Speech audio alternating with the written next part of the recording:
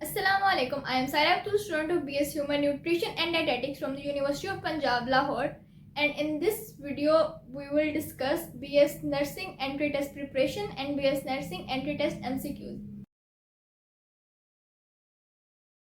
कि जो BS nursing के लिए एंट्री टेस्ट होते हैं वो हमारे पास रिक्वेस्ट आई थी कि आप उस पर वीडियो बना दें कि नर्सिंग का जो एंट्री टेस्ट होता है तो उसको किस तरह प्रिपेयर करना है। तो आज हम उसको भी डिस्कस करेंगे और किस तरह के MCQs आते हैं या कहाँ से आते हैं, तो हम वो इस वीडियो में डिस्कस करेंगे। So let's get started. BS nursing के लिए आपने जो टेस्ट देना होता है इसके 5 सब्जेक्ट्स होते हैं, बायो, केमिस्ट्री, फिजिक्स, इंग्लिश और जनरल नॉलेज। अब ये 5 सब्जेक्ट्स होते हैं और इन्हीं में से टेस्ट आता है। तो ये आपका जो टेस्ट वो इन सब्जेक्ट्स में से लिया जाता है, इनके अलावा नहीं लिया जाता। और ये टेस्ट इसलिए भी इम्पोर्टेंट होता है कि ऑब्वियसली जब आपका एक चीज़ के लिए एक टेस्ट फिक्स कर दिया गया तो वो ऑब्वियसली आपके एग्रीगेट इस टेस्ट को मिला के बनता है।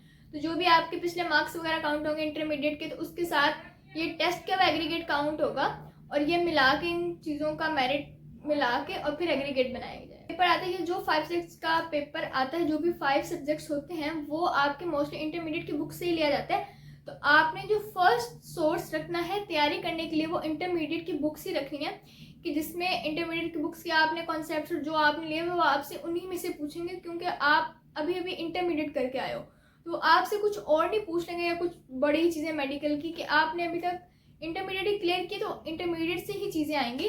और उसके अलावा जो आपने हेल्पिंग बुक लेनी है, आप कोई भी हेल्पिंग बुक जाके किसी भी बुक शॉप से परचेज कर सकते हो कि जिस पे लिखा हो एंट्री टेस्ट प्रिपरेशन या फिर नर्सिंग एंट्री टेस्ट प्रिपरेशन।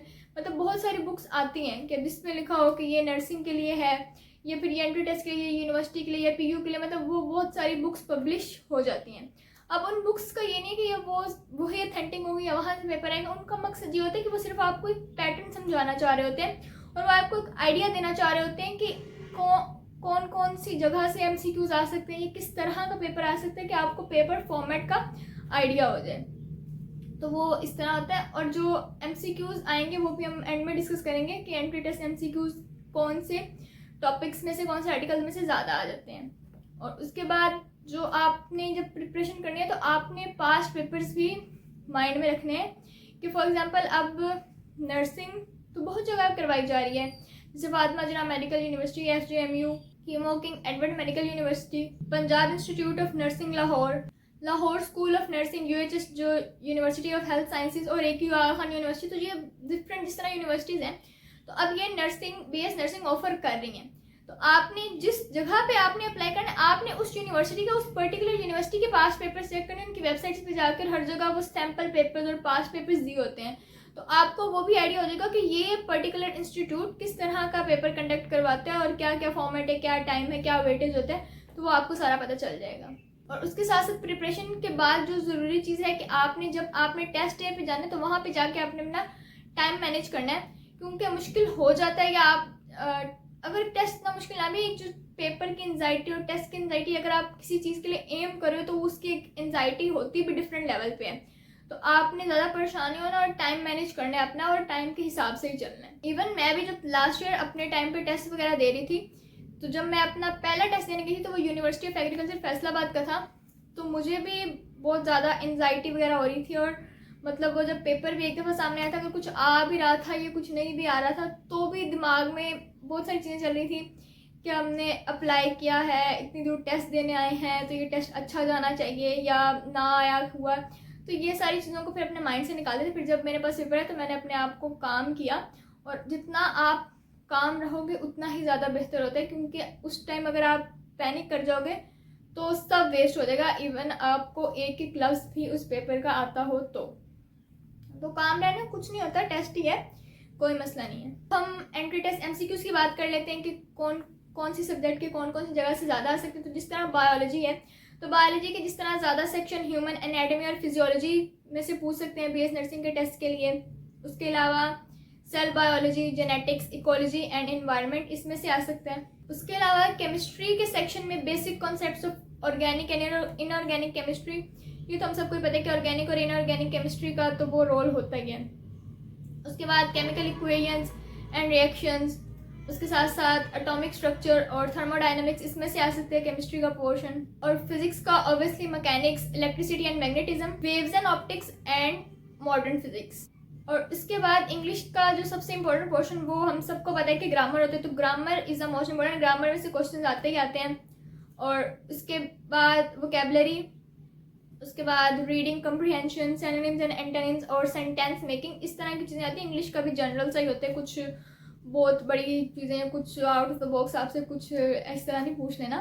और उसके बाद जनरल नॉलेज में ऑब्वियसली करंट अफेयर्स आ सकते हैं। जनरल नॉलेज की जनरल नॉलेज, आपको जनरली किसी भी चीज़ की नॉलेज है या इस तरह की चीज़ें होती हैं ना, तो पाकिस्तान की बेसिक नॉलेज या पाकिस्तान की थोड़ी बहुत जो अभी करंटली चल रहा है, तो इस तरह की चीज़ें आ सकती हैं। So there is nothing to worry about. और जैसे हमने पहले टेस्ट की प्रिपरेशन में बात की कि पास्ट पेपर्स, तो जब ये वाली चीज़ें आप कर लोगे तो पास्ट पेपर्स भी थोड़े बहुत देख लेना, उससे आपको एक बहुत अच्छा आइडिया मिल जाता है, तो वो ठीक रहता है।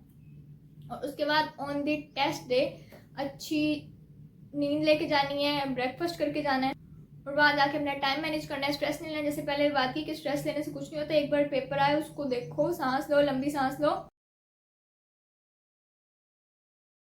और फिर अपनी शीट का बहुत ख्याल रखना है कि वहाँ पे अगर ऑप्शन 1 आप सिलेक्ट किए तो आप अपनी बबल शीट पे भी ऑप्शन 1 को सिलेक्ट करो, क्योंकि ये बहुत बड़ा मिसहैप हो जाता है और अक्सर स्टूडेंट्स के साथ हो जाता है कि वो मतलब जल्दी जल्दी में या पैनिक में या कुछ भी इस तरह हो, तो वहाँ पे जल्दी करने का फ़ायदा नहीं है। आपने जल्दी करने का ये मतलब नहीं होता टाइम मैनेज का मतलब कि आप सही एमसीक्यूज को गलत मार्क करो, या जहाँ पे आपको टाइम देना चाहिए वहाँ पे ना दो और जहाँ नहीं देना चाहिए वहाँ दो। अब फॉर एग्जांपल अगर आपको एक एमसीक्यू नहीं आया, अब आपने थोड़ी देर सोचा, 30 सेकंड से ज़्यादा एक एमसीक्यू को ना दो, उसको सोचने में आगे बढ़ जाओ। पहले सारे ठीक मार्क कर लो, फिर उसके बाद जो रह गए हैं उनको दोबारा पढ़ो और फिर उस हिसाब से जितना टाइम रहता है उस हिसाब से ठीक ठीक बबल मार्क करते जाओ। और जो आपको सही आते हैं उनको भी देख के लगाना है कि जो आपका 100% करेक्ट एमसीक्यू आपको कंफर्म है कि ये ठीक है, वह बबल शीट पे उसको गलत कर रहे हो तो आपको वो कोई फ़ायदा नहीं दे रहा। तो यहाँ पे अपना टाइम मैनेज अच्छे तरीके से करना, तो स्मार्टली करना होता है, ना कि आप टाइम को बचाने के चक्कर में सारी वो शीट बबल शीट गलत फिल कर दो, तो ये नहीं करना होता। उसके बाद जब रिज़ल्ट आना होता है, जब आप ऑब्वियसली पेपर दे के बाहर निकलते हो तो रिज़ल्ट का फ़ौरन से वेट करना या उसके लिए स्ट्रेस होना शुरू नहीं हो जाना होता। आपने काम हो जाए, जो भी रिजल्ट आएगा देखा जाएगा, तो कोई मसले वाली बात नहीं है।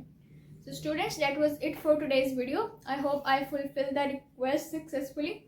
और आप मस्ट सब्सक्राइब कर दें because we are very close to the target. We have a target of 100 subscribers, so must subscribe. और आप मज़ीद बता सकते हो कि हम किस तरह की वीडियोज़ बनाएं, जिस तरह अभी ये रिक्वेस्ट आई थी, तो I have fulfilled it and press the bell icon also. और तब तक के लिए अपना ख्याल रखें सब। Thank you so much. अल्लाह हाफिज़।